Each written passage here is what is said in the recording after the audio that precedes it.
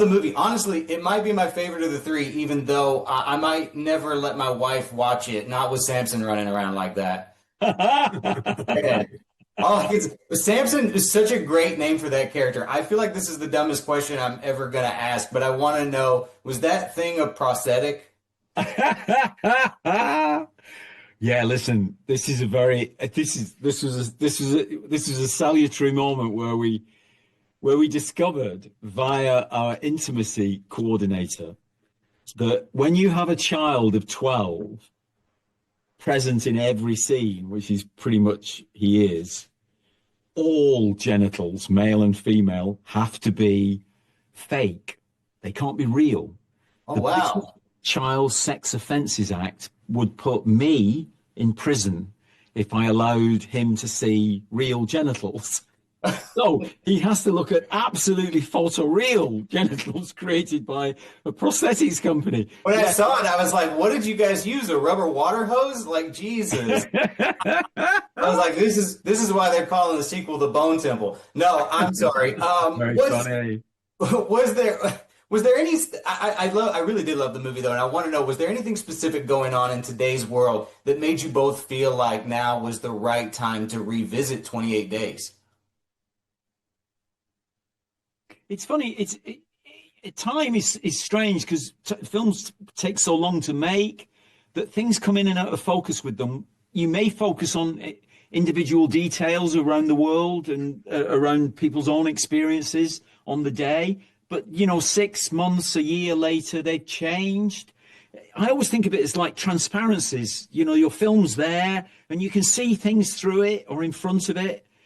People read into it. They look at Gaza. They look at the treatment of immigrants, of migrants. You can look at COVID. You can look at Brexit on a small scale political degree to do with British political circumstances at the moment.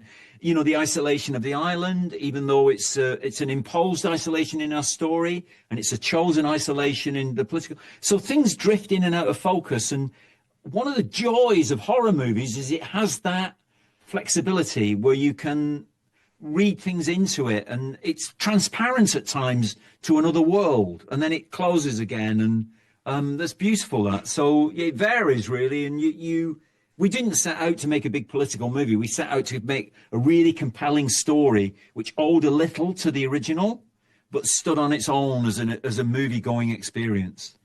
No, I love how crazy this movie gets. I mean, I thought it was awesome. Alex, having written all three installments of this next, version of the trilogy, this and Bone Temple and the last one, was there ever a moment you considered directing one of them yourself? No. I was certainly at that point sort of done with directing and wanted to write for other people, was one thing. But also, even if Danny hadn't wanted to do it, I think if Danny hadn't wanted to direct it, that probably would have just ended it at that point. And I certainly wouldn't have wanted to step in and take that role. It just wasn't the dynamic by which the original film was made. And the original film was the product of lots of people working together, cast, crew, and sort of broadly. But within it was some kind of interaction between me and Danny, and that had to be true for this one as well. Nice. Danny, I know you've mentioned that Cillian Murphy's making his return in the Bone Temple. I wanted to know, have there been discussions, or have you guys talked at all about bringing back other familiar faces from like 28 weeks later before the trilogy wraps up, or is that chapter considered kind of closed in you guys' mind? We certainly haven't talked about that. No, but I mean, no. Yeah, that's the simplest way of putting it. He's the writer. I tell you, write this stuff. The person I'd want to bring back was Jeremy Renner. All right. Because I think I love that guy. Yeah, what he went through as well. Oh my God. He's very witty. He's very engaging. Just as an actor, I just always really, really like watching him.